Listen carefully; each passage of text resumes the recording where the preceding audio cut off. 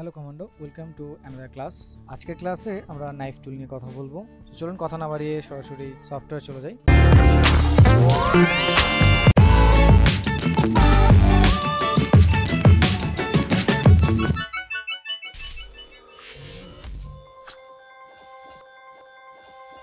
Caesar tools, erase টুল যেখানে পাওয়া যায় ঠিক সেখানে আপনি নাইফ টুলসটাও পাবেন। তো নাইফ টুলের খুব ডিটেলস ব্যবহার হয়তো অনেকেই ব্যবহার করেন না বলে এটাকে আসলে খুব তুচ্ছ তাচ্ছিল্য করে হয়তো অনেকেই দেখেন। সো টুলসগুলো আসলে খুব সিম্পল থাকে, কিন্তু এর ব্যবহারগুলো আসলে সেক্টর বুঝে বুঝে ব্যবহার করতে হয়। সো নর্মালি নাইফ যে টুলসটা আছে এই টুলসের ব্যবহারটা হচ্ছে সিম্পল, জাস্ট হচ্ছে নাইফ নিয়ে আপনি যদি কোনো স্লাইস করতে চান জাস্ট স্লাইস করে এটাকে আলাদা করে ফেলতে পারবেন। সো এটাই আসলে নাইফ টুলের মেইনলি কাজ। সো যেমন এই দেখেন আমি জাস্ট সিম্পল ভাগ করে ফেলছি, এর বাইরে বা এর ডিফারেন্ট কোনো কিছুই না। সো এই কাজটা যদি আপনি একটু ডিফারেন্টভাবে করেন, যেমন আমি একটা টেক্সট টুল নিচ্ছি, সো আমি একটু স্লাইস লিখে নিলাম টেক্সট টুল দিয়েই। আমি এটাকে ইটালিক করে নিচ্ছি, ইটালিক বোল্ড করে একটু ট্র্যাকিং পয়েন্টটা কম করে নিলাম,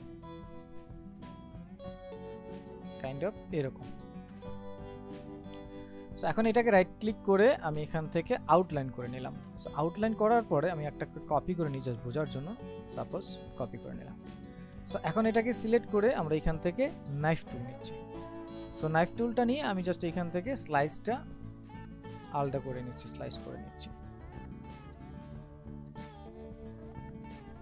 সো জাস্ট এইটুকু স্লাইস আমি আলাদা করে নিলাম, এন্ড দেন এটাকে রাইট ক্লিক করে আনগ্রুপ করলে আমি দেখতে পাবো এই যে এটা আলাদা হয়ে গেছে। সো আমি আপ অ্যারো দিয়ে একটু উপরে নিয়ে যাচ্ছি আর এইটাকে আমি একটু নিচে নিয়ে আসতেছি। সো দুটাকে সিলেক্ট করে আমি জাস্ট একটা ভিন্ন কালার দিয়ে দিচ্ছি। সো দেখেন আপনি যখন লোগো নিয়ে কাজ করবেন, টাইপোগ্রাফি নিয়ে কাজ করবেন, তখন কিন্তু এই ধরনের ইফেক্টগুলো আপনার হয়তোবা টেক্সট অথবা ডিজাইনে একটু ভিন্নতা আনবে। তখন এটাকে সিলেক্ট করেন, সিলেক্ট করে আপনি এখান থেকে জাস্ট আলাদা করে নেন, এন্ড দেন ধরেন আমি এইটাকে সিলেক্ট করে ড্রপার দিয়ে কালারটা দিয়ে দিলাম। সো নাও সি আপনার টেক্সটটা কিন্তু একটু ভিন্ন হয়ে গেছে, ডিফারেন্ট লুক চলে আসছে। সো ঠিক একইভাবে যদি আপনি চান যে এটার মধ্যে একটু ডিফারেন্ট ভাইব নিয়ে আসবেন, যেমন আমি এখান থেকে সিলেক্ট করে নিচ্ছি, এটাকে আমি কয়েকটা ভাগ করে নিলাম, দেন আমি এটাকে আনগ্রুপ করে এই পোর্শনটাকে সিলেক্ট করে ডিফারেন্ট একটা কালার দিতে চাচ্ছি, এই পোর্শনটাকে সিলেক্ট করে ডিফারেন্ট একটা কালার দিতে চাচ্ছি। সো ধরেন এই পোর্শনটাকে আমি একটা ডিফারেন্ট কালার দিয়ে দিচ্ছি, সাপোজ এই টাইপের।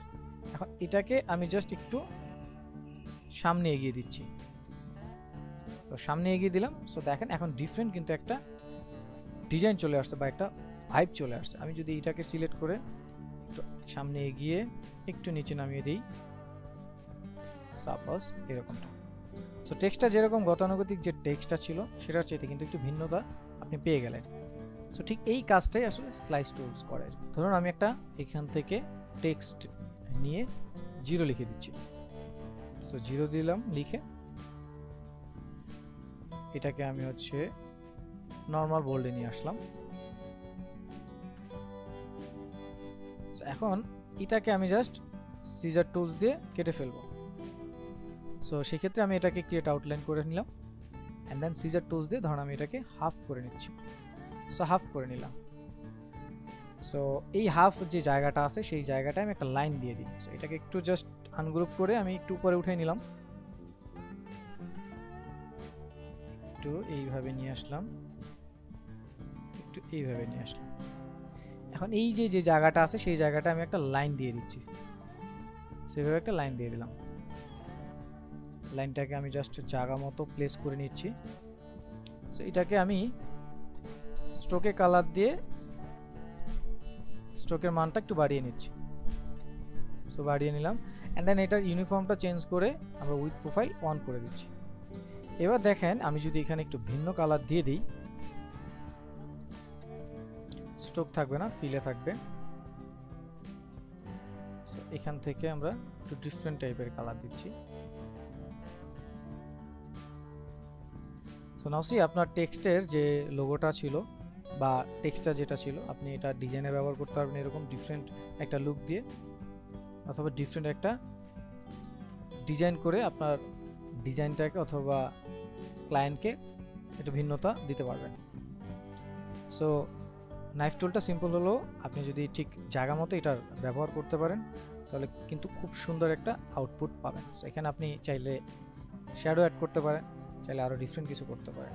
সো এই নাইফ টুল দিয়ে আসলে অনেক কিছুই চাইলে করা সম্ভব। সো আশা করি নাইফ টুলের ব্যবহারটা আপনারা বুঝতে পারছেন। সো ফিউচার কমান্ডো আজকে এই পর্যন্ত শিখি। যারা শেষ পর্যন্ত ছিলেন তাদের কমান্ডো স্যালুট। দেখা হচ্ছে পরবর্তী ক্লাসে। ততক্ষণ পর্যন্ত ভালো থাকুন, সুস্থ থাকুন আর বেশি বেশি প্র্যাকটিস করুন। And don't forget to subscribe olposhikhi.com।